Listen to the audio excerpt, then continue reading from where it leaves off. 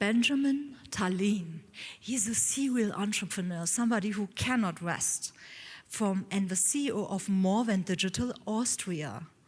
He has bold visions and does not wait to turn them into bold realities. He's the founder of a platform driving global digital transformation, innovation, and author, advisor, and speaker.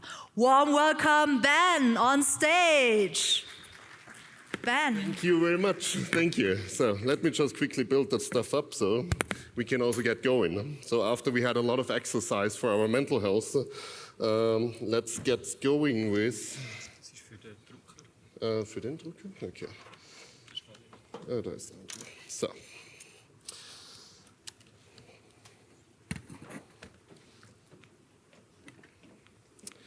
Let me get that up.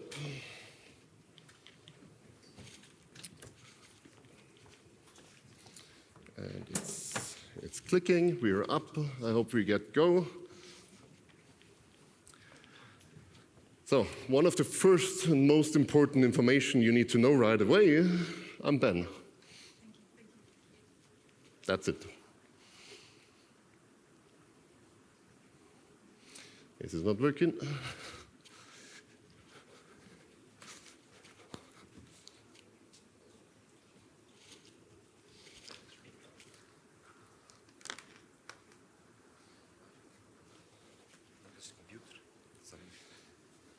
Geht es? Na, aber nicht.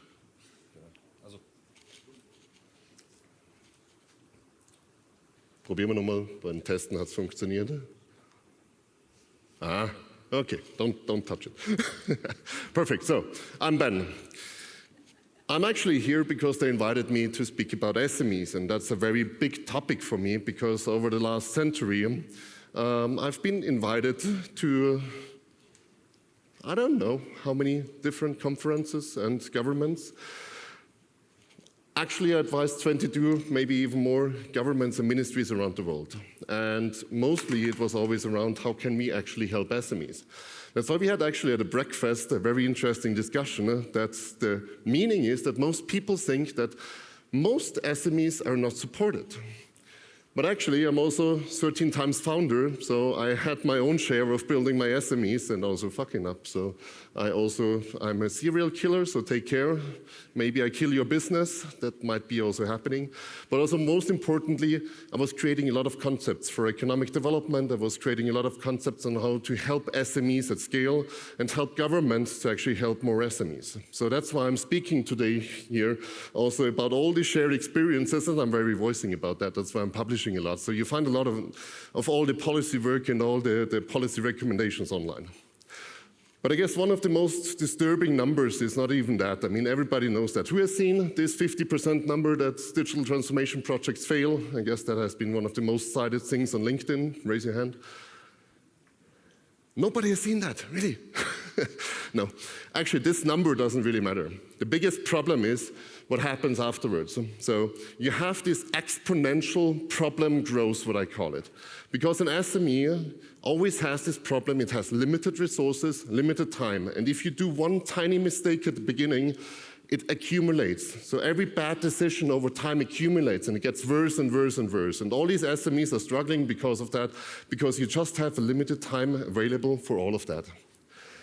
And one of the reasons is, and actually why I was invited here, is also what can we do to actually help SMEs? And one of the biggest tasks I've ever had was actually coming from a Swiss government. So if anybody is here from the Swiss government, thank you for inviting me back then. I was tasked, how can we help hundreds of thousands of SMEs in Switzerland to digitally transform? I was like, yeah, sure, easy. I mean, it's not such a big task. If you can do it for one company, it's easy. The problem is at scale, and that comes also back to the story that actually somebody was telling me, like, yeah, we do all this stuff for the big corporations, but we always leave out the SMEs.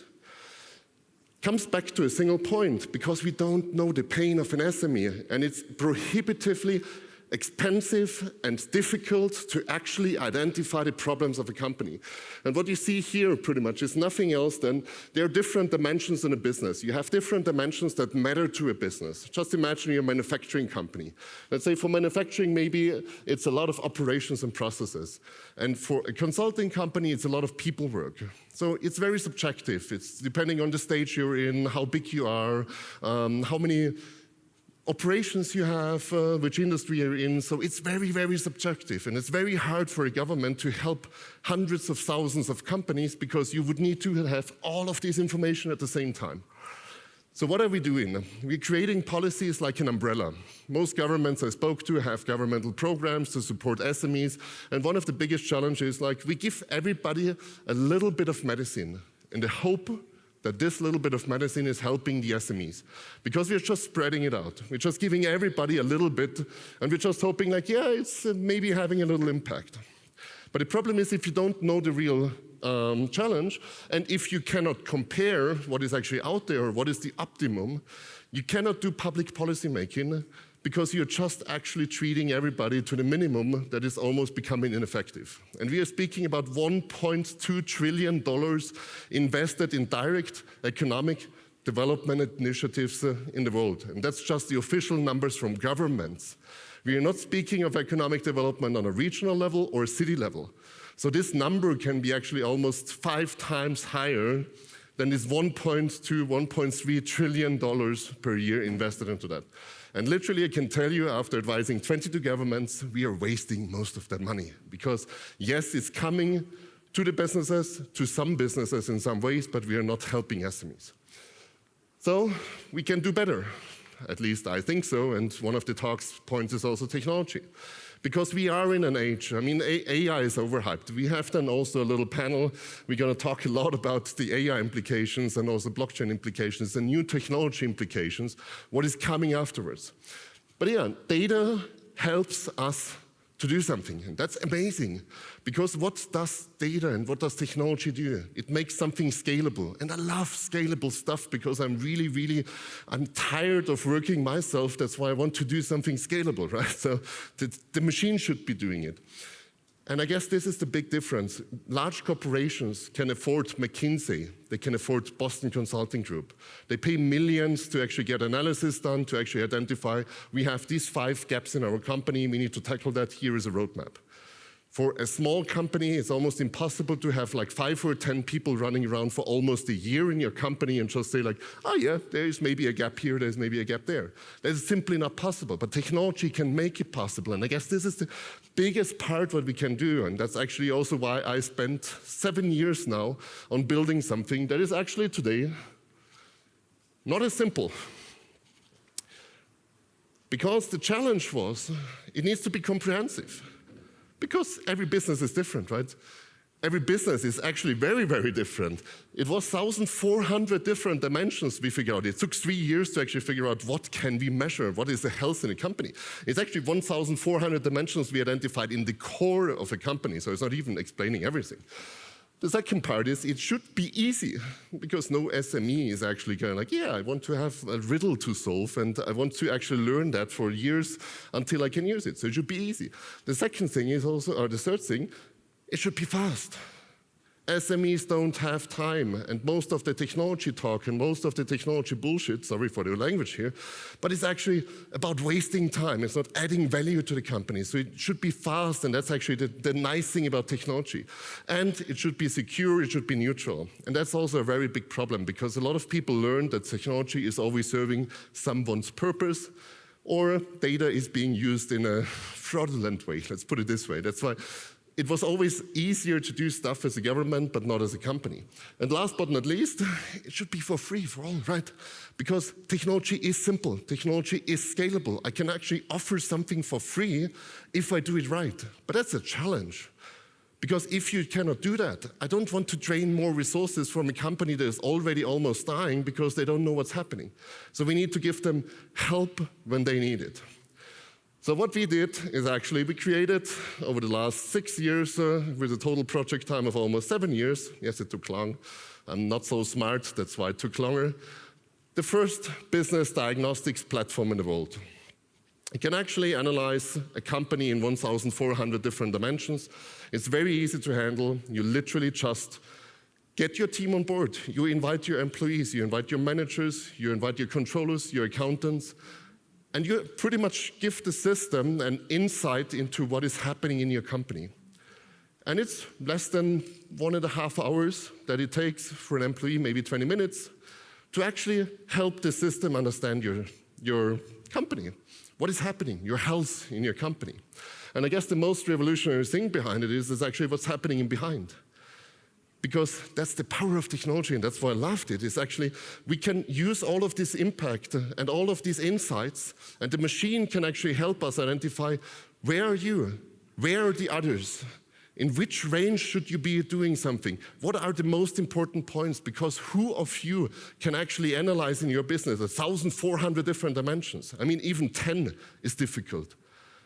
But you have so many blind spots. Maybe you're looking more at processes, but you leave out strategy. Maybe you look at innovation, but you leave out the people.